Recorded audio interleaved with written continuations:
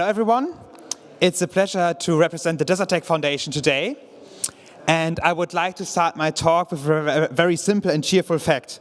And that is the fact that if you were to build a solar park that could power the whole world with green electricity, it would take up less than 2% of the area of the Sahara. This means having even a small amount of desert within your country's borders is the equivalent of having a massive oil reserve within your country's borders. And the obvious question is, with so much potential, why aren't we using this more? And one key issue that we identified is that current transition models overlook the unique situation in deserts. And this is where we come in, because the DESERTEC Foundation is a think tank that looks for better concepts to produce energy in deserts, transport energy from deserts, and connect it to stakeholders to implement those concepts. And to give you a few ideas what's different in deserts, well, if you look at the beginning of the value chain, the production is already quite different. Deserts have no issue providing you with a 24/7 energy supply. And what you do there is you partner up concentrated solar power and photovoltaics. If you have photovoltaics alone, you end up sadly with very low profitability. Because photovoltaics you can produce very cheaply, yes, but you also have to sell it for quite a cheap price. It's an intermittent power supply, so it's an unreliable service that people are not willing to pay much for. And this is where solar thermal plants come in. They capture the heat of the sun during the day, store it for the night, and then you can continue electricity production during the night. And this is easier, cheaper, and far more scalable than battery or hydrogen, with one caveat. CSP is better in those metrics, but only in deserts. So the lower solar irradiation at the more northern latitudes in Europe or North America, for example, makes this something that's unique to deserts. And this is where CSP can help with the profitability of projects, because now with a continuous energy supply, you have the ability to sign contracts that require you to have a reliable source, like reserve capacity contracts, base load contracts, or residual load contracts. So everything is easier in deserts now? Well, not quite, because the path of financing can be a bit difficult, because you have to have all that capital-intensive equipment, and this is usually paid for in hard currencies. So this high-tech equipment is sold in US dollars or euros usually. So if there's an unfavorable exchange rate with the currencies, it can be even more difficult to finance those projects. And one way to solve that is to trade part of that energy internationally to get access to those hard currencies. If you want to trade energy internationally, you better have a good concept on how to transport all that energy. And this is what's also quite different in deserts, because you need an alternative to hydrogen in deserts. Because hydrogen is already quite challenging to implement in any place in the world, but the deal breaker on top of it is the high water demand. You need millions of fresh water liters to produce the hydrogen, and then you need to transport it on top of that. Luckily, there are alternatives to hydrogen, like combustible iron powder, which is a chemical energy carrier with twice the energy density of gasoline, and you can use normal ships, trucks, and trains to transport it to coal power plants to burn it in existing infrastructure to produce electricity. It's a rather recent development, but actually there's a far older concept that serves us well in many cases, and that's good old electricity cables. People often underestimate how good these are at transporting energy. Up to 4,000 kilometers, this is by far the best solution in any imaginable metric. Fastest to build, cheapest to operate, and lowest energy losses up to 4,000 kilometers. You see on the slide here the ELMIT project. This is something we've been lobbying for years, because you not only need a project developer to facilitate the project, but you also need a political entity that can help you manage the political attention. These cables are really efficient from a physics point of view, but you also have to get a building permit or involve the EU in infrastructure funding. And this is where the DESERTEC Foundation can help you, and the ELMIT project was actually approved in 2023 and is now financed and under construction. And this is a success that we can replicate for your country as well, because we are not only a think tank that theoretically plans the energy transition with you, but we also help you execute the energy transition. So the DESERTEC Foundation connects you to stakeholders like EPCs, capital funds, development banks, and decision makers from other countries to start that energy trade that eases the financial burden of the projects. So hopefully I've convinced you that having a country with a desert within its borders is equivalent of having a massive potential, and that the DESERTEC Foundation can help you utilize that potential. Thank you very much. Exactly on the 5 minutes. I mean, that was fantastic. 4 minutes, 56 seconds. That was great, Timo Bracht. Thank you so much. You know, I want to jump right in. We've spoken a bunch about, in this afternoon, we spoke a lot about finance and financing, and you talked a bit about this, about how profitability is a really big issue. You mentioned that CSP can help with this, and also about trading electricity internationally. But kind of one of the bigger umbrella themes is sometimes renewable energy projects in themselves aren't actually so, they're not so profitable. But how can you navigate this issue in order to develop further? Well, one key issue is that if you look at the IRENA report, for example, it might be very surprising. You have all this optimism that solar and wind are the cheapest energy sources by far in the history of mankind. And you would expect that for this very low price to get a good profitability, but you always have to have in mind the complete process. You have to produce the energy, you have to store it in some cases, and you also have to distribute it.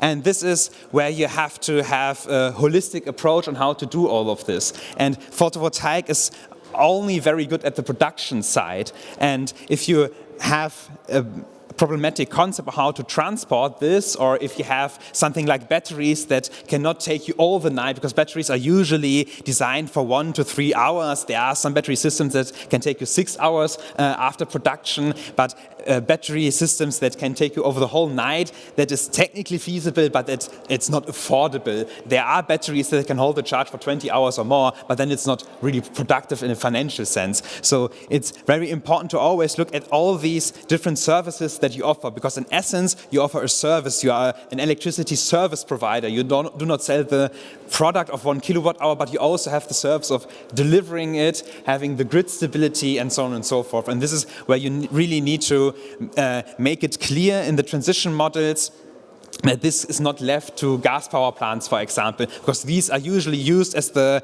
last thing that we switch off. But we, at the moment, just having these intermediate solutions, we're having photovoltaic and wind, knowing full well that there are weather situations where they will not serve us. So we have the batteries, but we know that they won't serve us for long storage. And we always have these intermediate steps, always looking a few years ahead. How can I advance the energy transition during my legislative period, for example, as a chancellor? And that's only a few years, and not having the big picture, what's the cheapest transition model for complete climate neutrality. And that's really a different perspective on how to view that. Thank you so much. I think it sort of is an obvious question to ask, but we've been talking a lot today about international cooperation. Where does DESERTEC fit into the larger issue of international cooperation? So what we're trying to do is that we have trading partners on eye level. That's the really important thing, that we have to understand that there are very few countries in the world that can build a power plant by themselves. Maybe China or the United States, but even a country like Germany that is very famous for building power plants needs to import lots of components to build such a complicated project. So you always need this international cooperation. And the question is, who can offer what? Who can offer the best product? Who can offer the best geographic location to produce the energy? Who has the highest energy demand? And this needs to be facilitated, how to connect these stakeholders. And what the DESERTEC Foundation does there is that we take together all the stakeholders and we put them on delegation trips to different countries. So we've been to Saudi Arabia, we've been to Dubai, to Colombia, and always having the complete set of people that you need in cooperation from different countries to actually get done with some concrete projects. That's always the goal behind these delegation trips. That's fantastic. Thank you. Before I ask you my next question, I do want to see if anyone here in our live audience today might have a question for you. If not, I'm happy to keep asking.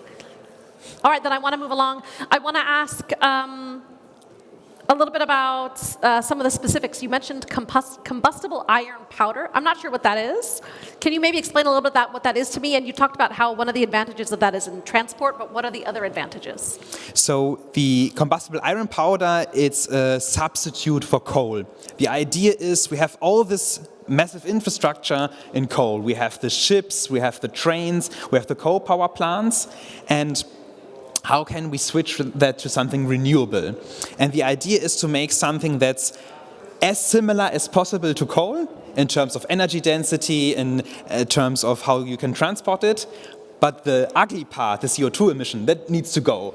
And this is a powder that you can produce from elementary iron, and you use green electricity to charge that energy carrier, and then it is the elementary iron in its unoxidized form for the chemists, and then you burn it in a coal power plant, and then it gets oxidized. So this is what we know as a layman as rust. And then this rust is collected, because a coal power plant, usually if you burn normal coal, you have ash. And now you have the iron oxide that's essentially the ash. And because the coal power plant is already designed to take that ash out of the furnace, it has no problem to take that iron oxide out of the furnace. And then you take this used iron, the iron oxide, and then you ship it back to desert regions where you have lots of energy, and then you can recharge it. And one big thing in this is that you don't need water to do this. You need some water in the process, but it's used over and over again. You only need to refill it every few years. Whereas in hydrogen production, you have millions of liters per year, even in a small facility. And this is one of the more pessimistic views on hydrogen. If you look at the numbers for hydrogen, and when they calculate how will this turn out financially in 20 years, what they do is they take the AAA rating of Germany for the financing, then the really rigid laws of Germany for the insurance costs, and then they take the freshwater costs of Scotland, where they have lots of fresh water, and the solar irradiation of, I don't know, Morocco or Tunisia. This is something that will never geographically coincide, but they take these different numbers to make the calculation a bit more promising. But we have to bear in mind that this is not happening in one single project, that's actually happening in reality. And this is where the combustible iron powder can take part of that equation out, so we don't need the water anymore. And that's the really important thing, that we have a chemical energy carrier that is not toxic, not corrosive. For example, if we want to convert hydrogen to ammonia, that's a common approach, but that is a super hazardous product. One tanker that goes down with it, and you have a massive environmental catastrophe. And this is one advantage of the combustible iron powder, that essentially, if you spill it, you take a broom, brush it off the street, and nobody is harmed. And this is something that you can actually transport to district heating systems, or to small factories somewhere in the rural areas. So something that you can handle as a layman, and you don't need like the 10 experts in a country that can handle hazardous materials. That's the key advantage of that. Thank you so much. You know, I want to get one more specific example before our time is up. It's a project that's been around for a while. Can you give me one working example, perhaps like of an electricity line that's been maybe running for thousands of kilometers? Yeah, that's one really interesting project is in the Gobi Desert. China has basically implemented the DESERTEC concept without our interference, but they show that it is technically feasible. So they used the Gobi Desert, they built dozens of gigawatts of photovoltaics, wind, concentrated solar power, and then they have an electricity line over 3,350 kilometers, and has a capacity of 12 gigawatts. So more than any nuclear power plants that we ever had in Germany, for example. And it was commissioned in 2019. It was built in roughly 2 years. So if you have some motivation, you really get these projects done fast. And people always ask me, oh, what's about the electricity losses? And at full capacity, it's 7%, and at 80% capacity, it's roughly 5% energy losses. So if you compare that to hydrogen, where you have to produce the hydrogen with losses, you have to compress it with losses, then you have to transport it with losses, and then you have to re-electrify it with large losses, you're looking at, I don't know, 60, 70% losses. So electricity cables up to roughly 4,000 kilometers are by far the best solution in that sense. Thank you so much. I think, unfortunately, we are out of time, but thank you so much for your pitch. I know you have a stand back here. Yes. Audience, you're welcome to engage with Timo Bracht. Timo, thank you so much for joining us today. Thank you very much. Thank you. Bye.